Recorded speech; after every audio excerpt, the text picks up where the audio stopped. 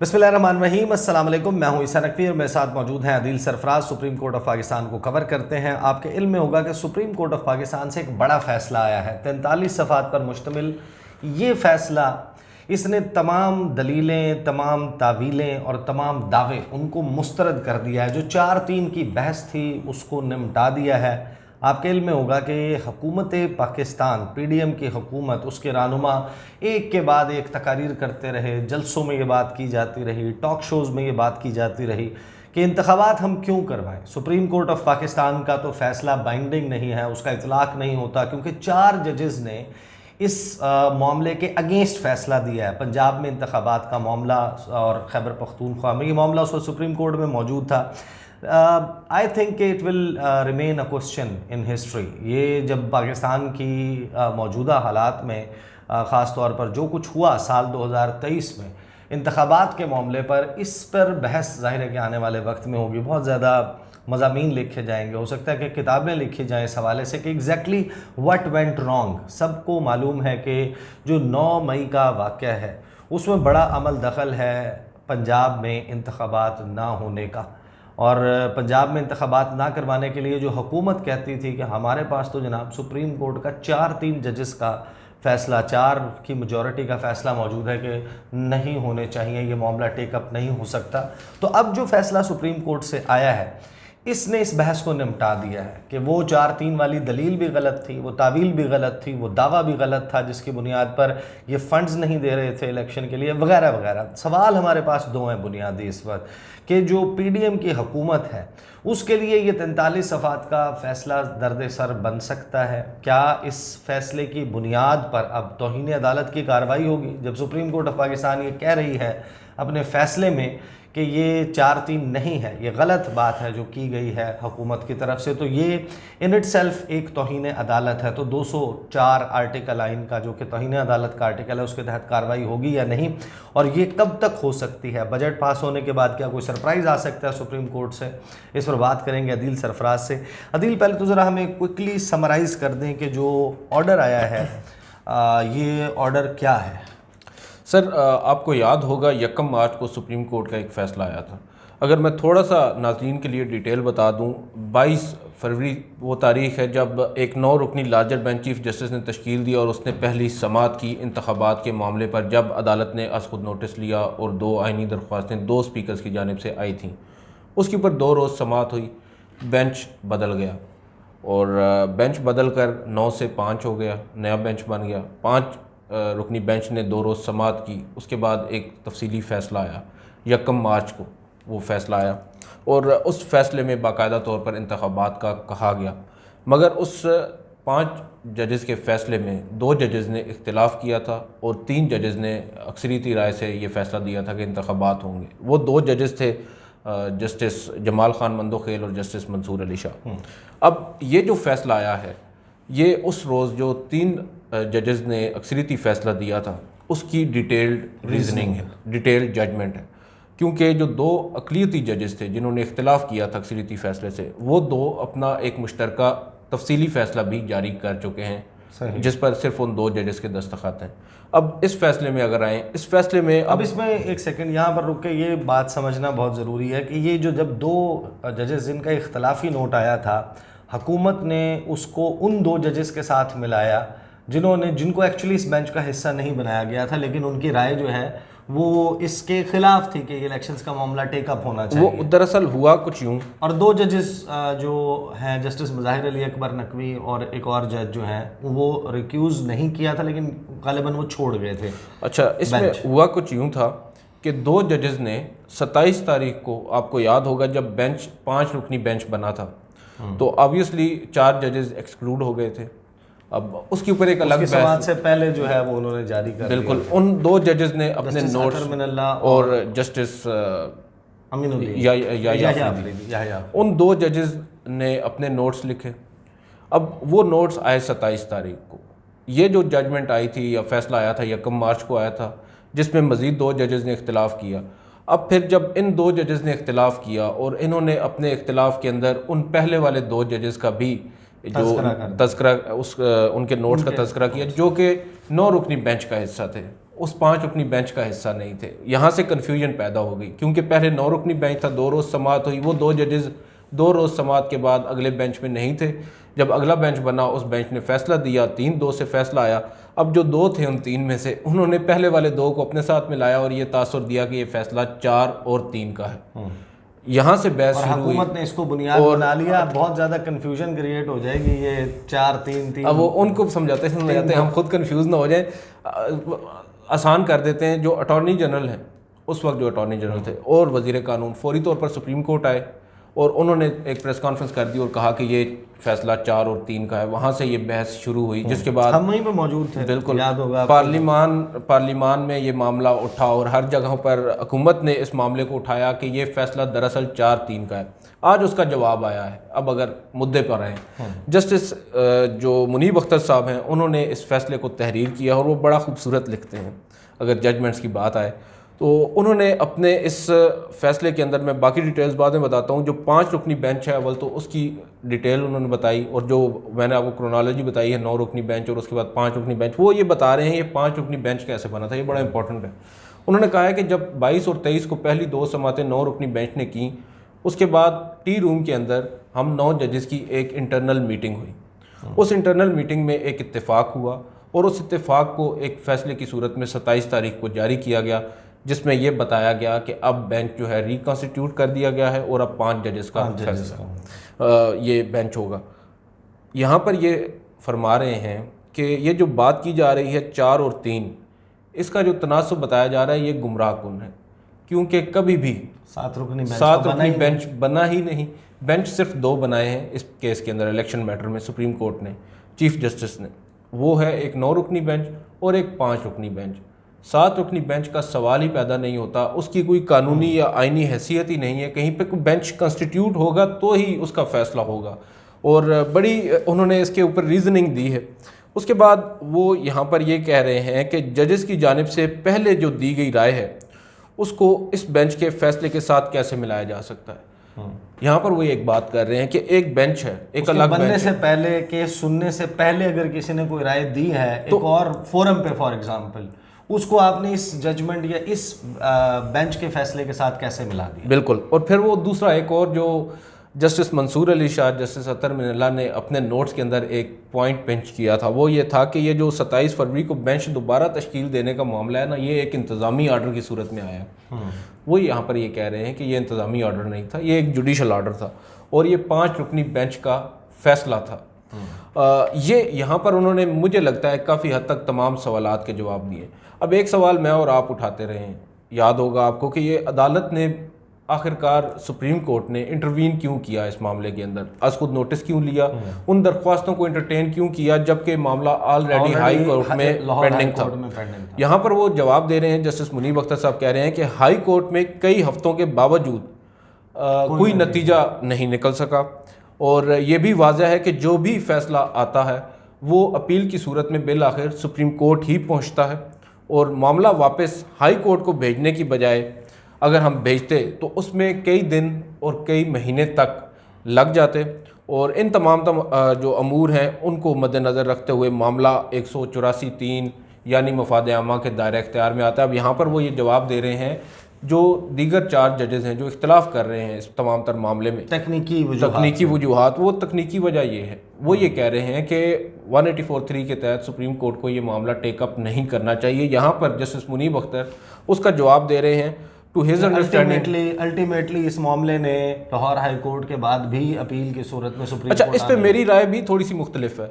यही मेरा भी आर्ग्यूमेंट है कि अल्टीमेटली आपके पास ही आना है तो आप थोड़ा सा सब्र कर लेते। आपको ये तो नहीं कह रहे थे कि आप मामला दोबारा उनको रेफर कर दें। उस वक्त जिस वक्त ये मामला टेकअप हुआ था, आपको नहीं लगता कि उस वक्त 3 माह की जो डेडलाइन है इलेक्शंस करवाने की, असम्बली अपने वक्त से पहले तहलील होने की सूरत में, जो कि मिड जनवरी में हुई, वो बाईपास हो रही थी, इस वजह से इस मामले में अर्जेंसी मौजूद। बिल्कुल अर्जेंसी आपने दिखाई है, मगर देखें ना, आपने साथ ही उसके बाद एक नया पंडोरा बॉक्स खोल दिया, और क्या इंतखाबात हो गए हैं। वो देखें ना, आपको ये भी तो चीज़ देखनी चाहिए। आपको मालूम है कि आपकी सुप्रीम कोर्ट के कुछ जजेस हैं, उनकी एक राय है और वो राय जो है उनकी गलत नहीं है। वो मुझे गलत लग सकती है या आपको लग सकती है किसी एक को, लेकिन वो ये समझते हैं कि उनकी राय ये बिल्कुल दुरुस्त है और वो सुप्रीम कोर्ट के जजेस हैं। आपको ये बात तो मालूम है, पहले आपने उनको अगर आपको मालूम है और आपने उनको बेंच में शामिल किया, इतनी बड़ी कंट्रोवर्सी ने जन्म लिया, या तो ये चीज़ें पहले आप अपने इन हाउस ऑर्डर सेट कर लेते ना तो ये मामलात ना होते। खैर वो अलग बहस है। फिर उसके बाद वो आते हैं सदर के मामले के ऊपर। जो सदर हैं वो एडवाइस के पाबंद नहीं है। यहाँ पर वो ये कह रहे हैं कि जो प्राइम मिनिस्टर हैं वो एडवाइस करेंगे, ये ज़रूरी नहीं है कि सदर को एडवाइस करेंगे तब ही सदर जो है वो ऐलान करेंगे। यहाँ पर वो ये कह रहे हैं कि जो 57 एक शिक है आइन की, उसके तहत इंतखाबात का ऐलान करते हुए सदर इलेक्शन एक्ट 2017, हाँ जी, सदर ने अपनी आइनी जिम्मेदारी पूरी करनी है। और वो ये बता रहे हैं कि यहाँ पर हमें वकला ने बताया है कि 2013 और 2018 में सदर ने एडवाइस पर इंतखाबात का ऐलान किया था।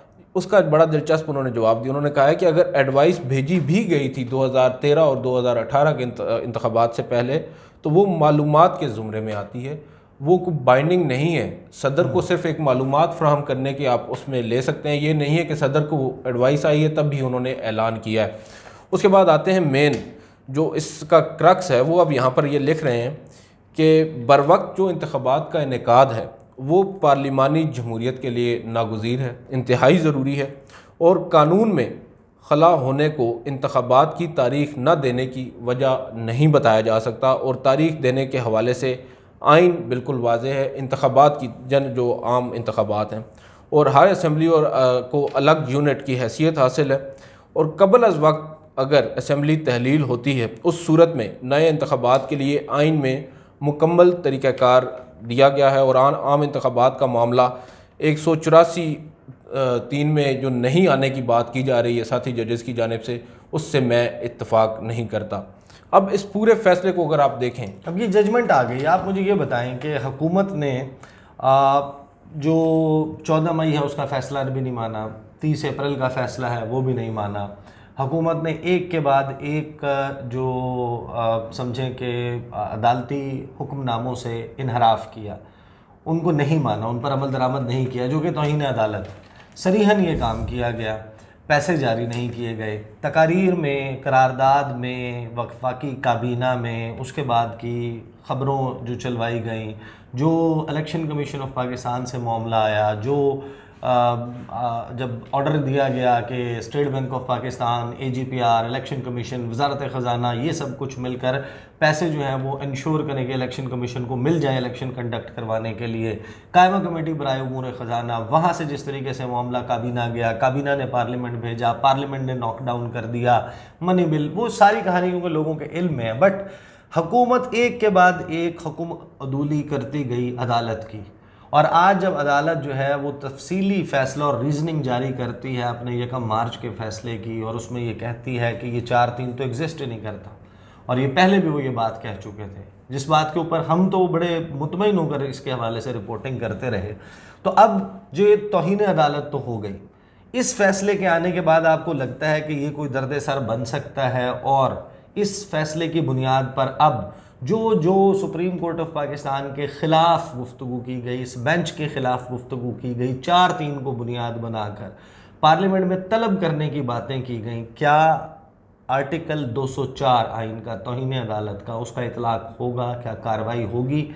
शहबाज शरीफ और काबीना और दीगर अफराद जो इसमें शामिल थे बजट पास होने के बाद, लगता है आपको कि ये इनिशिएट हो सकता है? सर पहले तो एक वजाहत कर देते हैं ना कि ये जो कार्रवाई अगर होगी, लेट्स सपोज, अब हमें जस्ट अ क्वेश्चन, अब हमें सिर्फ अंदाज़ा लगा सकते हैं या तज्जिया कर सकते हैं, लेकिन जो अभी तक की सूरत हाल है उससे एक बात तो तय है, जो आप बात कर रहे हैं ना कि जो तकरीर की गई या जो 4 और 3 की बहस की गई, इसके ऊपर तो तौहीन अदालत नहीं लगेगी।